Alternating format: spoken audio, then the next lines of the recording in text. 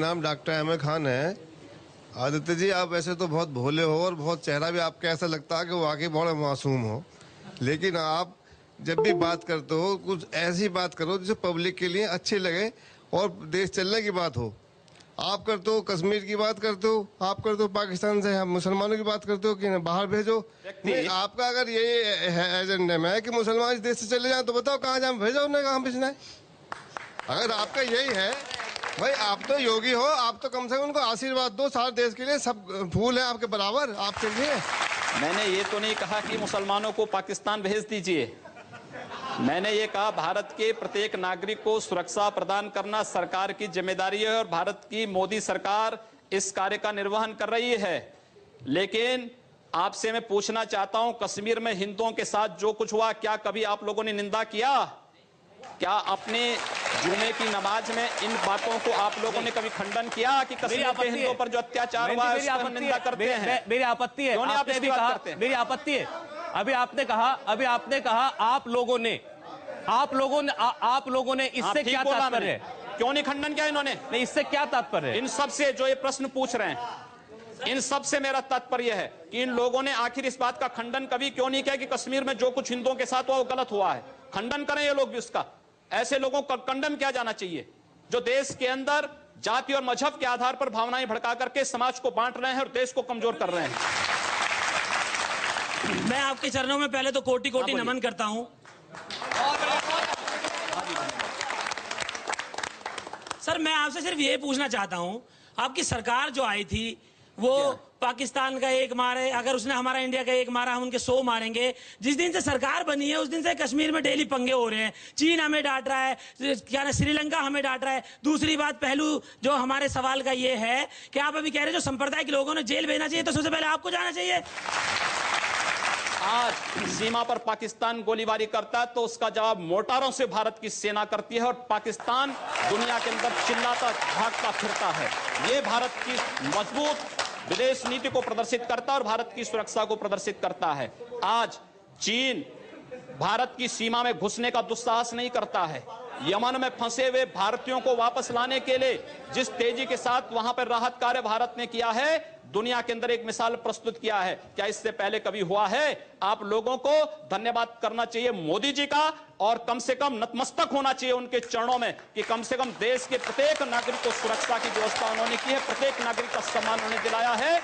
आपके एनडीए के बीजेपी के पूर्व साथी हैं, बहुत सीनियर नेता अरुण शौरी, उनका बयान मैं आपको बता रहा हूं। उन्होंने तो वैसे बहुत बातें कही, लेकिन इस सामाजिक मुद्दे पे उन्होंने कहा कि अल्पसंख्यकों में असुरक्षा है, चिंता है, और ये सब कुछ हुआ है घर वापसी, लव जिहाद, चर्च पर हमले, इन जैसे मुद्दों की वजह से। ये आपके साथी थे। देखिए, अरुण शौरी जी के वक्तव्य का खंडन हो चुका है पहले ही। दूसरा, जो बातें आप कर रहे हैं चर्च पर हमले के लिए, आपको याद होगा जब अटल जी की सरकार थी इस देश में 1998-99 में बनी थी, उस समय बेंगलोर में कुछ चर्चों पर हमले हुए थे और दीनदयाल अंजुमन नामक एक संगठन उसके लिए जिम्मेदार पाया गया था। और उस समय भी आपने देखा होगा आगरा में एक चर्च पर हमला हुआ तो पता लगा कि एक ईसाई महिला का कोई प्रेमी था, रिक्शा चालक, उसने हमला किया था। अब उसके लिए आप हिंदू समाज को और सरकार को दोषी ठहराएं तो मुझे लगता है कि स्वयं आप विकास के एजेंडे से स्वयं हट रहे हैं और आम जनता का ध्यान विकास के एजेंडे से भटका रहे हैं। चलिए ठीक, अब आ रहा, सवालों पे आ रहा हूं, एक एक करके। मेरा नाम राजेश चौधरी है। नमस्कार जी।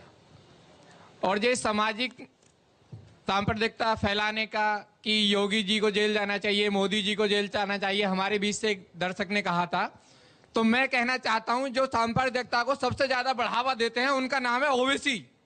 तो ओवैसी को भी तो जेल में डालना चाहिए, ओवैसी को भी तो जेल में डालना चाहिए।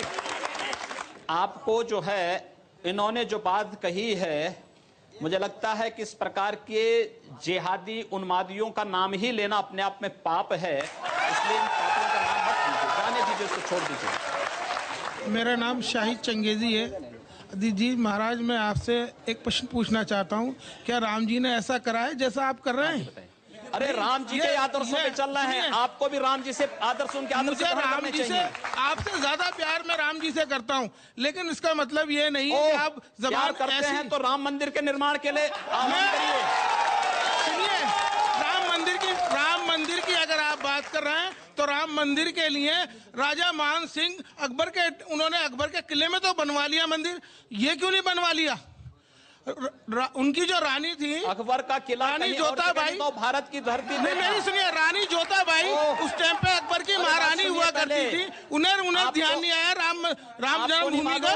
आपको ध्यान आ रहा है, उनको ध्यान नहीं आया कि राम मंदिर राम मुझे भी याद आ रहा है जी। आपको ये भी याद रखना चाहिए कि इस देश में चंद्रगुप्त को भी किसी सेल्यूकस ने अपनी कन्या दी थी और राणा कुंभा को भी किसी मुस्लिम फकीर ने अपनी कन्या दी थी। बिल्कुल दी होगी, तो याद रखना हिंदू इन सब चीजों को नहीं करता है। अजी मैं ये कह रहा हूँ करते नहीं, मैं कह रहा हूँ महारानी ने क्यों नहीं राम जन्मभूमि के लिए राजा से कहा राम मंदिर अयोध्या में बनेगा। भाई किले के अंदर उन्होंने मंदिर बनवा लिया। समर्थन करिए। एक प्रश्न बनाइए ना फिर अजीत जी एक बात और सुनिए, मुसलमानों ने यहाँ 700 साल हुकूमत की है।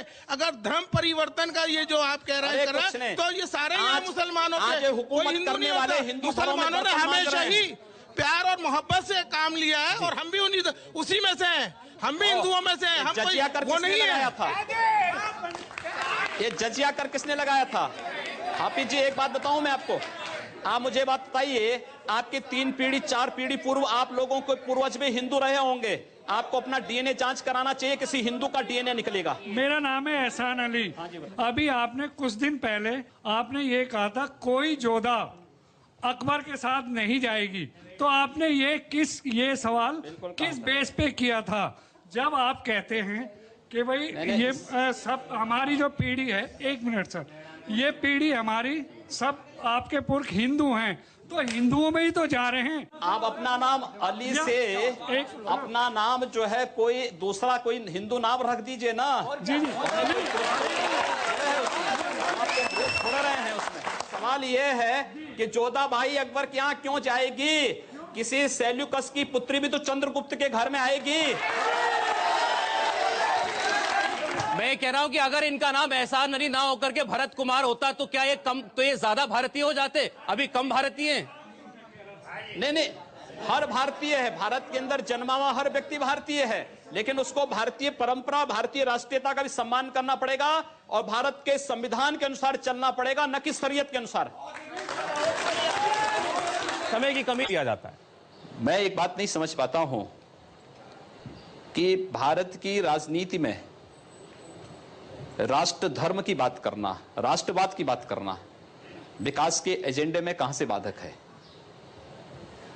विकास राष्ट्रीयता को लेकर के होता है और मुझे लगता है कि सरकार राष्ट्रीयता की उन्हीं पहलों को लेकर के चल रही है, कार्य कर रही है और इसलिए आम जनता के विश्वास की प्रतीक भी बनी है। हम लोगों का जो वक्तव्य है, चाहे वह लव जिहाद का हो, चाहे वह घर वापसी का हो, यह मुद्दा विकास के एजेंडे को में बाधक है, मैं इसका विरोधी हूं। आप जिसको राष्ट्रीयता कह रहे हैं उसको लेकर कई बयान आए, अभी आपने खुद उसमें से कई का जिक्र किया। मेरे पास वो कुछ बयान है, मैं वो सुनाना चाहता हूं और फिर आपसे पूछूंगा कि इसमें राष्ट्रीयता कहां है? जैसे आप राष्ट्रवाद कह रहे हैं, ये कौन से राष्ट्रवाद का प्रतीक है? जरा वो बयान देख लें एक बार। हरजी की पेड़ी जो हरिद्वार की पहचान है, इसकी पवित्रता को बनाए रखने का दायित्व हम सबका है और यहां पर गैर हिंदुओं का प्रवेश पूरी तरह बंद होना चाहिए। इस बात को ध्यान अवश्य किया जाना चाहिए, सुरक्षा की दृष्टि से भी, पवित्रता की दृष्टि से भी। ये एक पहला उदाहरण है, ये आप ही का बयान था, इसके बाद और हैं। चलिए पहले इसी की बात कर लेते हैं। 1916 का हरिद्वार नगर पालिका का जो एक्ट है, उस एक्ट में इस बात का प्रावधान किया गया है और यह प्रावधान तब हुआ है जब इस देश में ब्रिटिश गवर्नमेंट थी। उन्होंने हिंदू भावनाओं का सम्मान किया था। वहां पर हरजी की पेड़ी में कोई हिंदू श्रद्धालु पूरी दुनिया के अंदर का आता है, वह व्यापक आस्था के भाव के साथ आता है। वहां पर वह जूता चप्पल पहन करके नहीं जाता है, वहां की पवित्रता का ख्याल रखता है। लेकिन कोई विधर्मी आकर के वहां अंडा बेचने का कार्य करेगा, अंडा लेकर के जाएगा, चमड़े के जूते लेके जाएगा, आस्थाएं आहत होंगी। अगर इस देश के अंदर अन्य आस्थाओं का सम्मान है तो हिंदू आस्था का भी सम्मान होना चाहिए। आप जिस अंग्रेजी 1916 का के कानून का हरिद्वार हवाला पालिका दे के रहे हैं, एक्ट को आप पढ़िए। हमने तो योगी जी आप उस एक्ट को पढ़िए ना। आपको सबको मौका मिलेगा उस एक्ट को आप पढ़िए। आखिर आप इस बात को मुझे हैरानी इस बात से है। हम एक बयान और मुझे यकीन है कि इस पर बहुत खुलकर बोलेंगे योगी आदित्यनाथ, ये सुन लीजिए। कम से कम 4 बच्चे पैदा करो, एक हम साधु महात्माओं को दे दो, एक वो हमारे पत्रकार पूछ रहे थे सीज फायर उल्लंघन हो रहा है तो एक सीमा पर भेज दो जवाब देने के लिए। होगा देश में कोई कायदा नहीं, कोई कानून नहीं। 4 बीवी 40 बच्चे, मैं कहता हूं 4 बीवी 40 बच्चे हिंदुस्तान में नहीं चलेंगे, नहीं चलेंगे, नहीं चलेंगे। बड़ा साफ है कि वो किसके लिए कहना चाह रहे थे साक्षी महाराज इस बात को। जब नाम किसी का नहीं लिया है तो आप इस बात को किसी के साथ जोड़ के क्यों देख रहे हैं? एक ठीक है। दूसरी बात ये कि एक बात जो हमने कहा कि देश के विकास के लिए इस देश के अंदर एक समान जनसंख्या नियंत्रण का कानून देश के प्रत्येक व्यक्ति पर लागू होना चाहिए। हमारा अगर विकास का एजेंडा है तो देश के विकास के लिए होना चाहिए, समाज के विकास के लिए होना चाहिए, न कि परिवार की जनसंख्या बढ़ाने में हमारे अपने विकास के एजेंडे को लागू करना चाहिए।